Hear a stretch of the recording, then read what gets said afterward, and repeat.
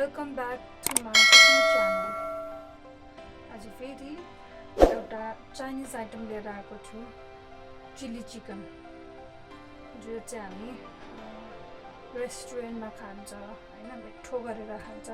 त्यो हामी घरमा पनि बनाउन सक्छ। कसरी बनाउँछु, म कसरी बनाउँछु त्यो आज तपाईहरुलाई म शेयर गर्न गइरहेको छु है।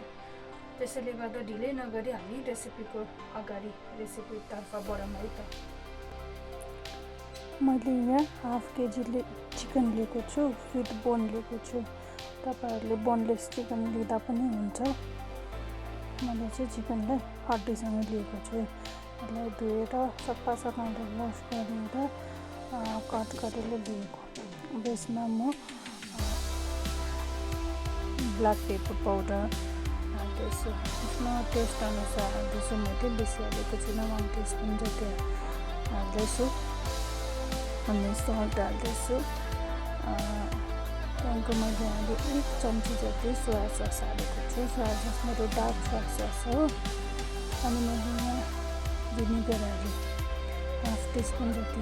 अन्त 1 टिस्पुन जिन्जर गार्लिक पेस्ट पनि लगाइदिएँ मैले। त्यसको बादमा मैले रेड चिली सस लगाइदिएको छु। रेड चिली सस चाहिँ अलिकति बेसी लगाइदिएको छु। 2 टिस्पुन जति चाहिँ रेड चिली सस लगाइदिएको छु। त्यहाँदेखि मैले टमाटो सस लगाइदिएँ, 1 टिस्पुन जति टमाटो सस लगाइदिएको छु। यो चाहिँ सबै आफ्नो टेस्ट अनुसार दिनुहोस्। यो चाहिँ मलाई कस्तो मनपर्छ, मेरो घरमा कस्तो खान्छ त्यही हिसाबले चाहिँ मैले लिएको छु यो सबै इन्ग्रिडियन्ट्सहरू चाहिँ। अनि यो सबैलाई चाहिँ मजाले हातले मिक्स गरेको छु। मजाले मिक्स गरेर म्यारिनेट गरे पनि भयो या फिर नगरे पनि भयो। अनि त्यहाँदेखि मैले कर्नफ्लोर लिएँ, 2-2.5 चम्ची जति कर्नफ्लोर लिएँ। अनि मेरोमा चाहिँ कर्नफ्लोर अलिक कम भएर मैले चाहिँ उयो पनि लिएको छु, मैदा पनि लिएको छु। अन्त मैदा बेसी लिएन, 1 चम्ची जति मैदा लिएँ। त्यहाँदेखि एउटा अन्डालाई राखेर मजाले मिक्स गर्दैछु। सबै कुरालाई मजाले मिक्स गरेर यहाँ मैले तपाईहरुले नुन चाहिँ आफ्नो स्वाद अनुसार लिन सक्नुहुन्छ। यता फेरि मैले कराई बसालेर कराईमा तेल हालिसकेँ। अनि यो म्यारिनेट गरेको चिकनलाई म फ्राई गर्नु पनि राखिदिएँ। नुन चाहिँ मैले नहालेको कारण किन सोया सस अलरेडी हालिसकेको छु, त्यसले चाहिँ उयो बनाउँछ भनेर चाहिँ मैले नुन हालेको छुइनँ।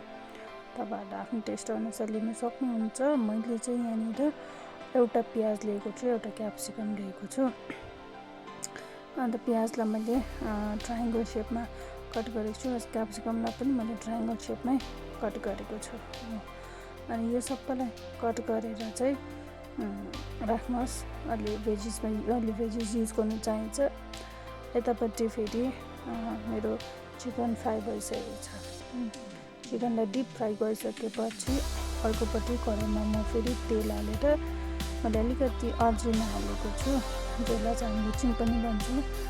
अनि त्यहाँदेखिको ग्रिन चिलिज हालेको छु। ग्रिन चिली तपाईहरुलाई पिरो कतिको चाहिन्छ त्यहाँ अकर्डिङ हाल्न सक्नुहुन्छ।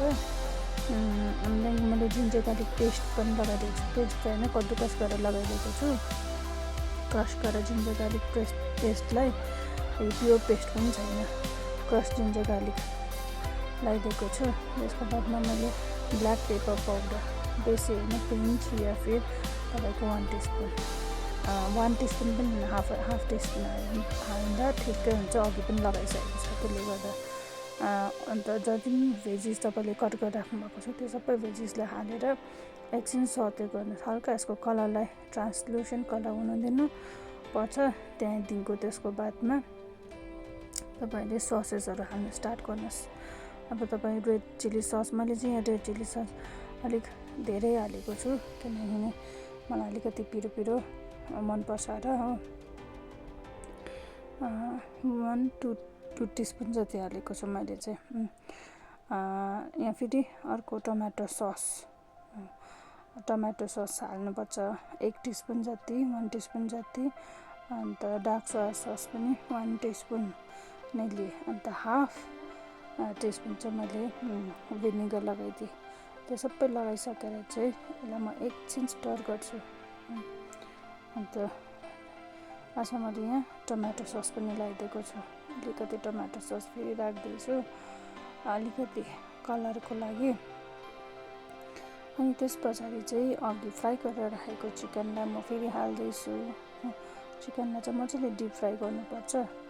अनि त्यो सबै चिकनलाई हालिसकेर चाहिँ यसलाई मजाले मिक्स गर्नुपर्छ। सबै कुरा यो ससमा चिकनलाई लटपटाउनुपर्छ।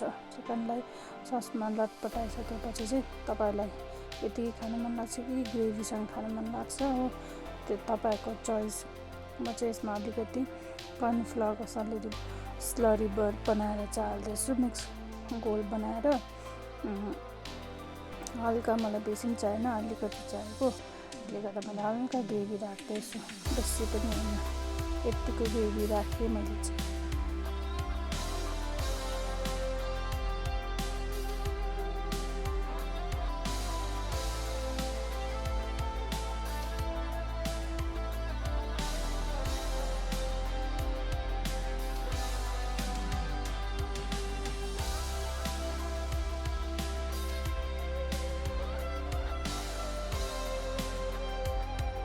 सबै कुरो मिलेको छ।